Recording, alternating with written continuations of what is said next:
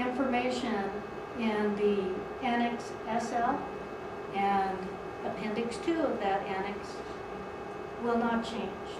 That will stay in the 2015. If it is not one of those high-level structures that all management system standards are going to be going to, it might change. So just kind of keep that in mind.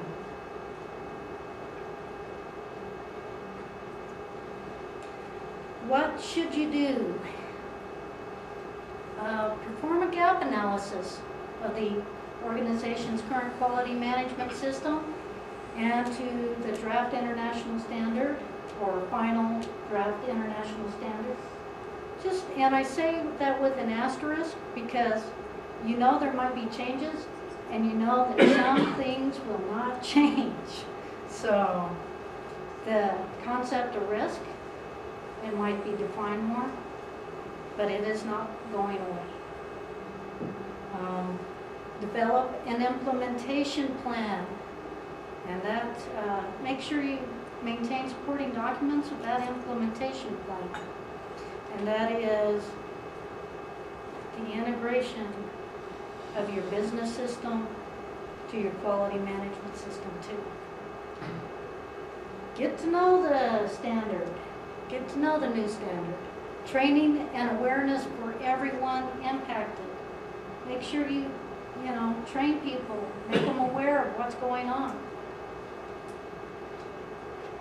When you get your new quality management system or your changed quality management system in place, you need to verify the effectiveness and you need to have supporting documentation for this.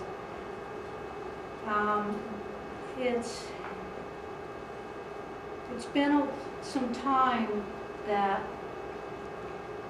auditors sometimes will audit just to the standard itself and not to the effectiveness of your quality management system.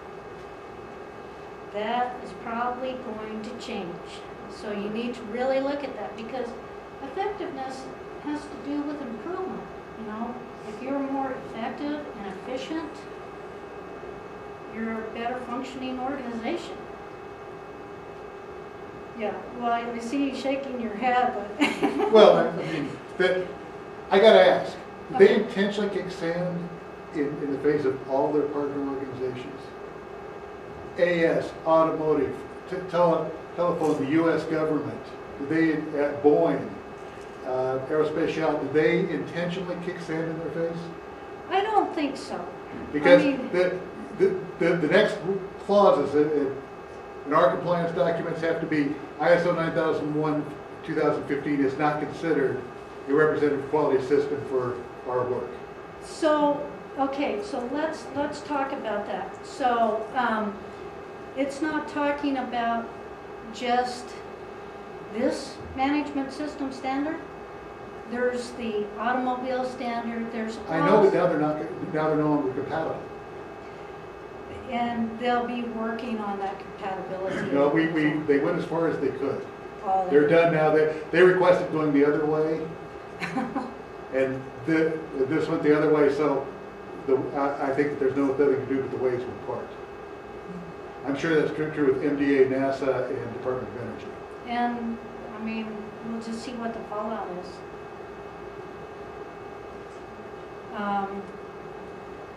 The other thing you should do, what I was talking about earlier, is communicate with your certification body for information and transition arrangements. I know they're trying to align a lot of those. Maybe they're not. They're not. Okay. And yes, I am the last author of QC1, the compatibility with AS 9000. So, and with that went as far as it could go. Maybe even a little farther than it could go. Jamie, who were the people on the committees that revised these? On what basis are they selected? Because I'm hearing here that they're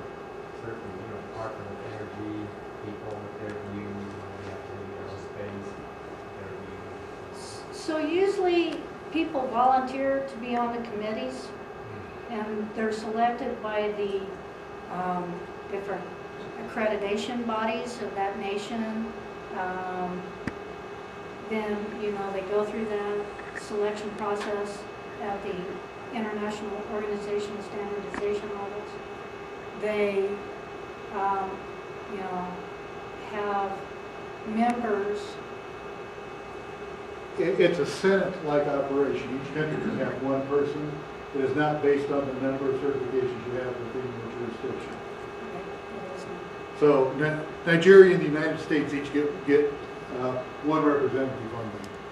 India and the United States. What?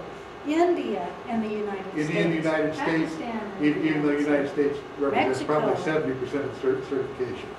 Canada, UK. UK has a lot of certification. Actually, India has, yeah.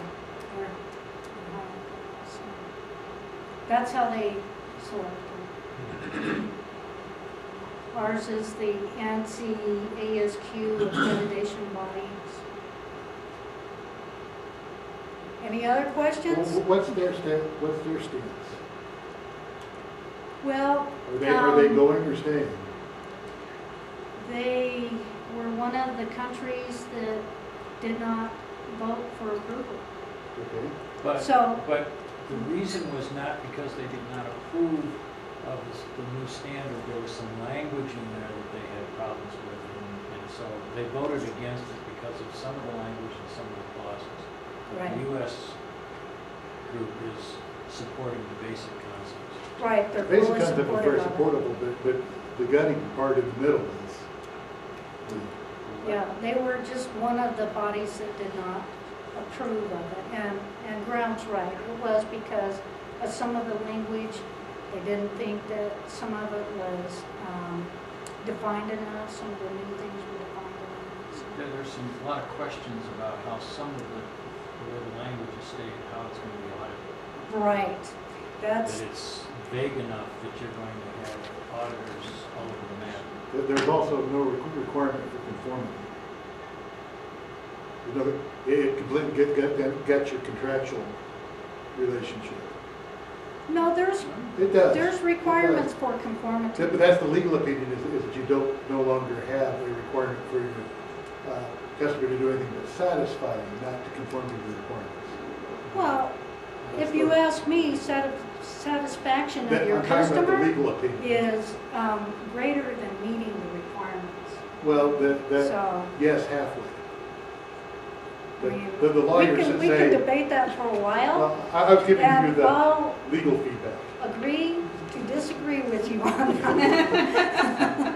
I wasn't arguing. Yes, So I know we started to talk about this earlier in the previous conversation, but for instance, we're certified to ASQ. And so, you know, the certificate says ISO 9001, 2008 plus ASQ. Mhm. So what, and it sounds like, you know, do the other standards have an option to not incorporate these new requirements, or? let's go right ahead. The feeling, and this is what I'm hearing in the scuttlebutt, some of the groups that I belong to, the feeling from SAE, who is the one that manages AS 9100, is they're going to wait and see what the final draft looks like, and then make a decision as to whether and how much they're going to change the AS 9100 standard. But it's a wait and see. So then basically you would have to say ISO 9001, whatever year it is, plus AS 9100, they have the option to make that whatever they want. Our proposition would be that we exclude you from that. Okay. Exclude ISO. I expect that's what the next Missile Defense Agency Missile Defense Agency product requirements will say it's no longer. Rick? So since it seems to be a